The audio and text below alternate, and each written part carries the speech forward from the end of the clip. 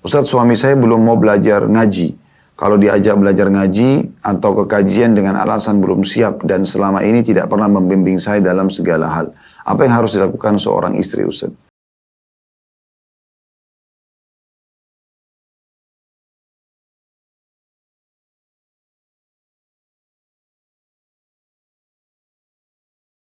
Ya ini resikonya, subhanallah, menikah dengan laki-laki yang bukan beragama.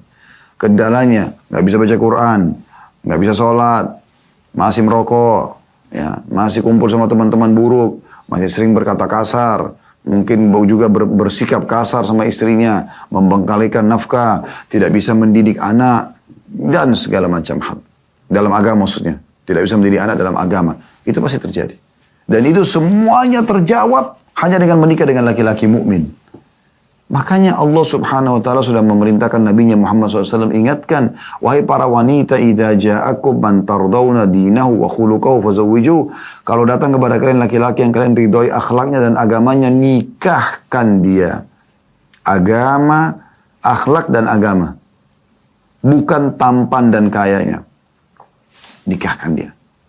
Kalau tidak akan terjadi kerusakan besar di muka. Mana tuh kerusakan besar adalah keributan rumah tangga, puncaknya cerai.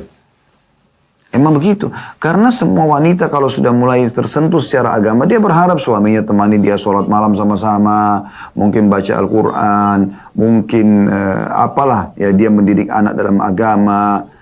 Tapi ini tidak terjadi kalau dari laki-laki yang jauh dari agama gitu. Baik, sekarang bagaimana solusinya? Solusinya, karena di sini ibu tanya apa yang harus dilakukan oleh seorang istri. Yang pertama, Anda berdoa kepada Allah SWT. Rutinkan doa. Bukan sekali dua kali ya. Rutinkan. Sekarang Anda lagi puasa. Sekarang menjelang buka puasa. Waktu mustajab doa. Khusus angkat tangan ke langit. Ya.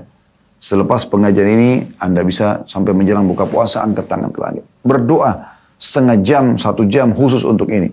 Ya Allah berikan hidayah. Ya Allah ubah suamiku ya Allah. Buat dia faham agamamu. Jadikanlah dia sebagai wali-walimu.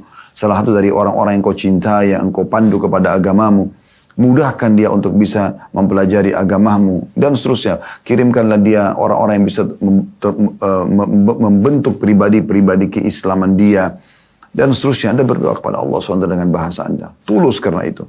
Yang kedua, tawassul dengan amal saleh. Terutama sedekah, ini selalu saya ingatkan. Masalah apapun yang Anda hadapi, coba sedekah. Kata sebagian ulama salaf, sedekah itu walaupun kecil asal orang ikhlas bisa mengeluarkan orang dari 70 permasalahan yang sedang dia hadapi. Bukan cuma 1, 2, 70 permasalahan. Jadi coba ya, Anda di sini, kalau ada orang miskin bersedekah, kayak sebentar mungkin buka puasa, Anda bisa kirim ke musola dekat rumah, Anda bisa kasihlah, keluarkan. Maka ini insya Allah dengan izin Allah subhanahu wa ta'ala akan niatkan supaya suami dapat hidayah. Yang ketiga, tidak usah lagi mengajak dia kalau memang sudah diajak dia selalu nolak. Tapi cobalah di rumah misalnya, di saat dia ada, Anda putar ceramah yang Anda dengar. Mungkin dia juga dengar gitu. Ya.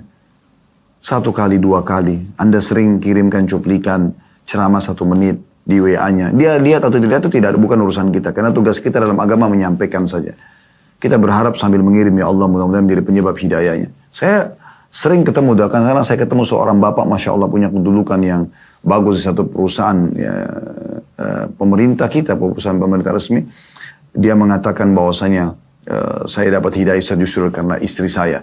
Jadi istri saya sering ikut ceramah Ustadz, terus dia coba rekam, terus dia putar di mobil. Awalnya saya tidak suka dengar, lama-lama saya jadi suka dengar dan akhirnya bisa gitu. Ya, saya tersentuh dan itulah sebabnya kenapa saya panggil Ustadz untuk ceramah gitu. Jadi dia dapat hidayah justru karena istrinya, Jadi ini memang yang membuat yang salah satu fungsi daripada istri ataupun suami menjadi penyebab hidayah dari pasangannya. Allahu a'lam.